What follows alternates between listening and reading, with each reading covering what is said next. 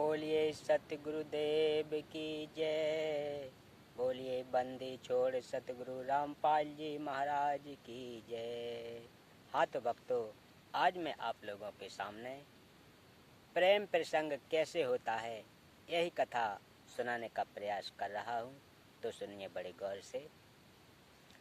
जो चरित्रहीन लड़के लड़की होते हैं वे चलते समय अजीबो गरीब एक्टिंग करते हैं। उन लजमारों की दृष्टि भी टेढ़ी मेढ़ी चलती है। कभी बनावटी का शौक होता है जो अंत में प्रेम विवाह का रूप बन जाता है। बाद में उनको पता चलता है कि दोनों के अन्य भी प्रेमी प्रेमिकाएं थीं। फिर उनकी दशा भगवान शिव जी व पार्वती वाली होती है। न घर के रहते हैं और न घाट के। विवाह करने का उद्देश्य ऊपर बता दिया है। इससे हटकर जो भी कदम युवा उठाते हैं वह जीवन सफर को नरक बनाने वाला होता है। यदि किसी का प्रेम संबंधी भी बन जाए तो इस बात का ध्यान अवश्य रखें कि अपने समाज की मर्यादा जैसे गोत्र, गांव तथा विवाह क्षेत्र भंग न होती हो, जिससे कुल व माता पिता की इज्जत को ठेस न पहुँचे। गलती से ऐसा भी जाए और बाद में पता चले कि लड़के लड़की को चाहिए कि तुरंत उस प्रेम को त्याग दें। अंतरजातीय विवाह वर्तमान में करने में कोई हानि नहीं है, परंतु उपयुक्त मर्यादा का ध्यान अवश्य रखें। भगवान शिव जी ने भी देवी पार्वती को इसी कारण से त्यागा था। बोलिए सत्य गुरुदेव की जय। भगवान शिव का अपनी पत्नी को त्यागना। कथा इस प्रकार है। जिस समय श्री रामचंद्र पुत्र श्री दशरथ राजा अयोध्या वनवास का समय बिता रहे थे, उस दौरान सीता जी का अपहरण करके लंका के राजा रावण ने कर लिया था। श्री राम को पता नहीं था। सीता जी के वियोग में श्री राम जी विलाप कर रहे थे। आकाश से शिव पार्वती ने देखा। पार्वती ने शिव से पूछा कि यह व्यक्ति इतनी बुरी तरह क्यों रो रहा है, इस पर क्या आपत्ति आई है।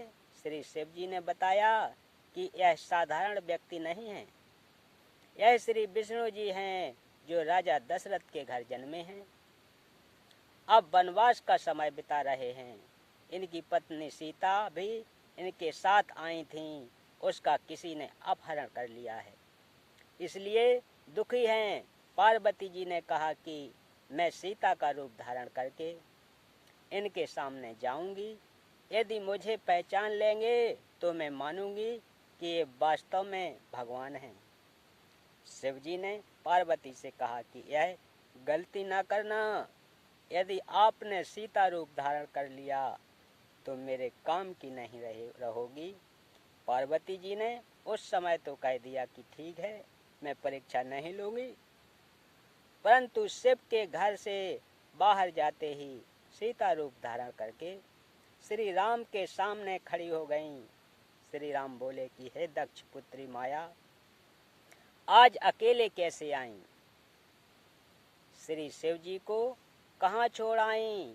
तब देवी जी लज्जित हुईं और बोली कि भगवान शिव सत्य ही कह रहे थे कि आप त्रिलोकीनाथ हैं। आपने मुझे पहचान लिया। मैं परीक्षा लेने आई थी। भगवान शिव को भी पता चल गया कि पार्वती ने सीता रूप धारण करके परीक्षा ली है। पार्वती जी से पूछा कि कर दिया वही काम जिसके लिए मना किया था। पार्वती जी ने झूठ भी बोला कि मैंने कोई परीक्षा नहीं ली है, परंतु शिव जी पूर्ण रूप से नाराज हो गए और प्रेम विवाह नरक का कारण बना, जो ऊपर आप जी ने पढ़ा है। इसलिए युवाओं से निवेदन है कि अपनी कमजोरी के कारण माता पिता तथा समाज में विष न घोलें। विवाह करना अच्छी बात है, बकवाद करना बुरी बात है। विवाह के लिए माता पिता स्वयं पर समय पर स्वयं चिंतित हो जाते हैं और विवाह करके ही दम लेते हैं। फिर युवा क्यों सिर दर्द मोल लेते हैं। जब तक विवाह नहीं होता चाव चढ़ा रहता है। विवाह के पश्चात बच्चे हो जाते हैं।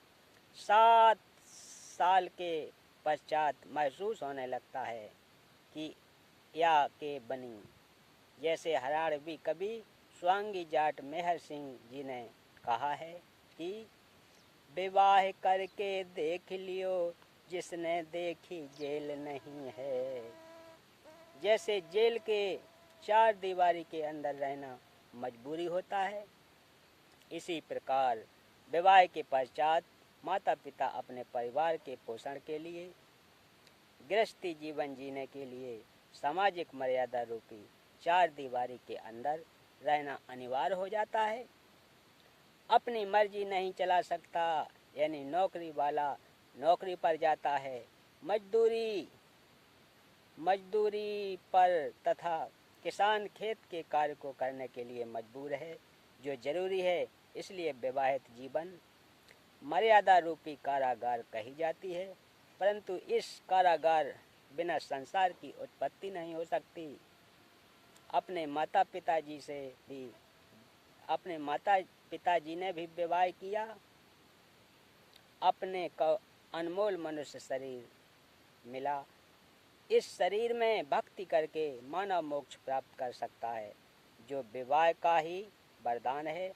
इस पवित्र संबंध को चरित्रहीन व्यक्ति कामुक कथा सुनाकर तथा राग रागनी गाकर युवाओं में वासनाओं को उत्प्रेरित करते हैं, जिससे शांत व मर्यादित मानव समाज में आग लग जाती है, जिस कारण से कई परिवार उजड़ जाते हैं।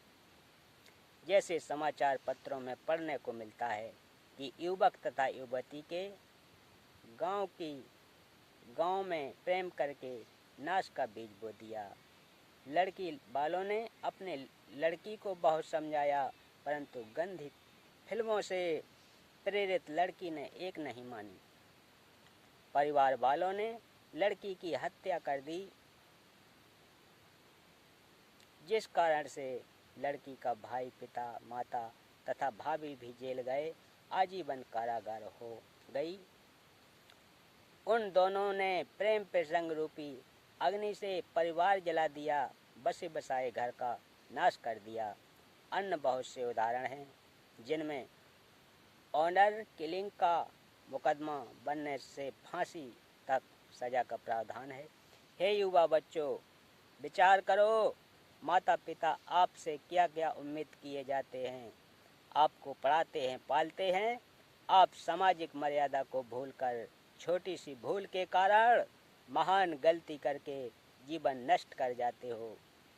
इसलिए बच्चों को सत्संग सुनाना अनिवार्य है। सामाजिक ऊंच नीच का पाठ पढ़ाना आवश्यक है, जिसका लगभग अभाव हो चुका है।